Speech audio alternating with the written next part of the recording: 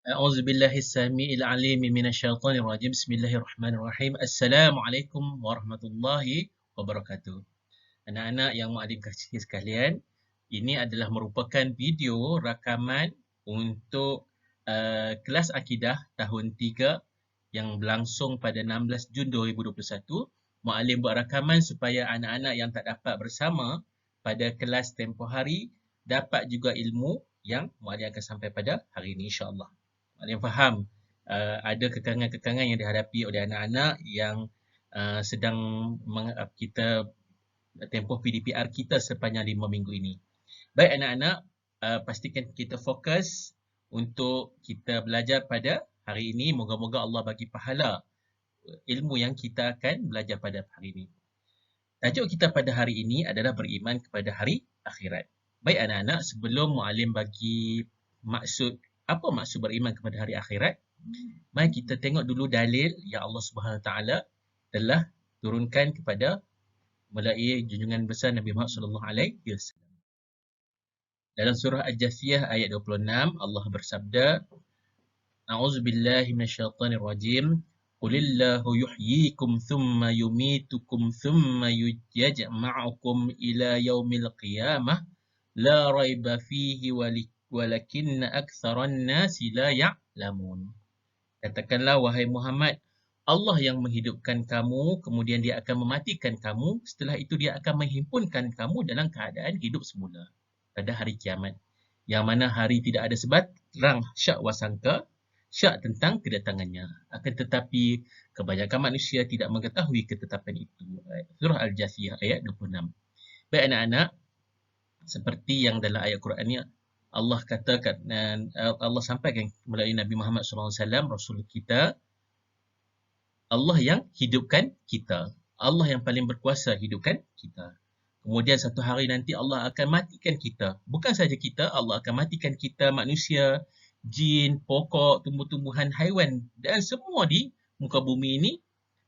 Dan setelah semua hancur, berkecai, Allah akan bangunkan kita dalam kehidupan hidup semula daripada Nabi Adam alaihissalam sampailah zaman kita hari terakhir yang mana manusia hidup.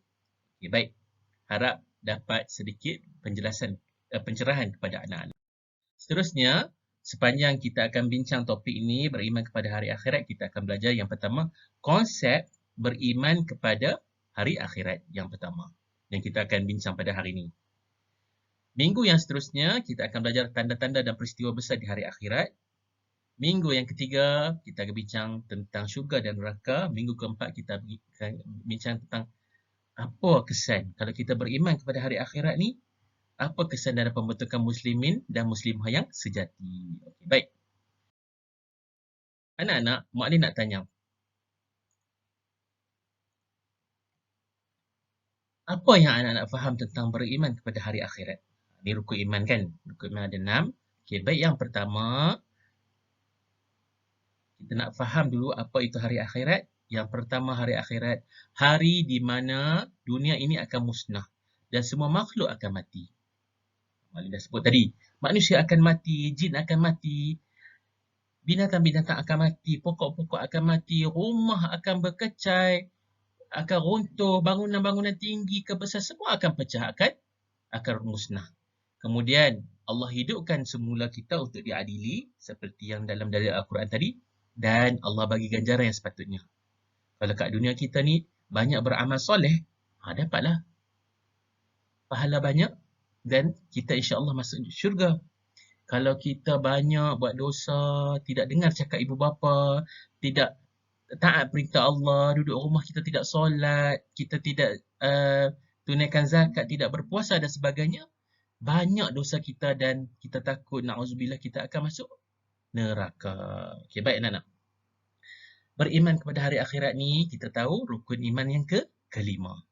Dan anak-anak, kita wajib percaya dengan penuh keyakinan bahawa beriman kepada hari akhirat ini, kalau kita tak percaya maka kufur iman kita dan kita tidak akan masuk syurga. Baik. Baik anak-anak, apakah tujuan Allah jadikan hari akhirat? Mari kita tengok. Sebab apa Allah jadikan hari akhirat? Yang pertama, supaya manusia bertakwa kepada Allah. Macam mana tu?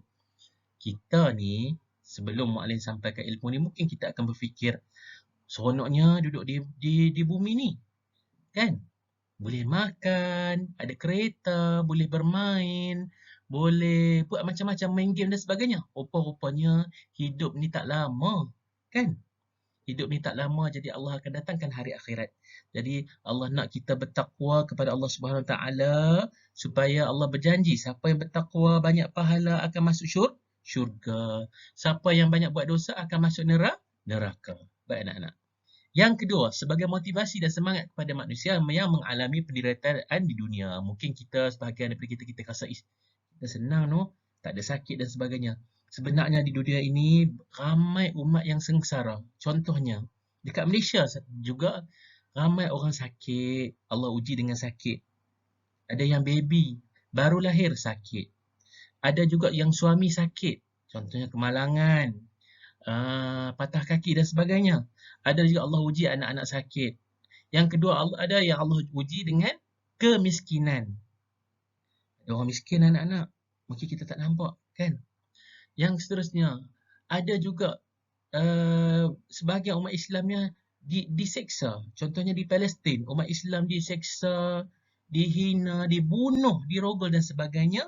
Jadi Allah bagi motivasi orang yang amal soleh, yang sabar dengan ujian dunia ni. Dunia ni sebagai ujian, nanti insya-Allah Allah bagi motivasi. Nanti hari akhirat Allah akan masukkan di dalam syurga, takkan susah lagi. Kalau kat dunia ni kita kena solat kan anak-anak, kita kena buat ibadah. Apabila di akhirat, tak perlu bersusah payah. Dan Allah bagi kesenangan kalau kita masuk syurga, sentiasa kita dapat nikmat syurga. Yang ketiga, Allah nak bagi balasan kepada manusia yang banyak buat kejahatan.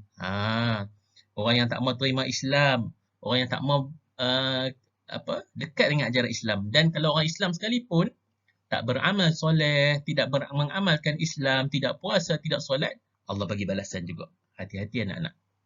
Yang keempat, sebagai keadilan kepada manusia yang teraniaya di dunia. Banyak manusia teraniaya di dunia ni, macam Mu'allim kata tadi kan. Orang Palestin yang dianiaya, orang Islam yang dianiaya. Jadi Allah akan bagi keadilan.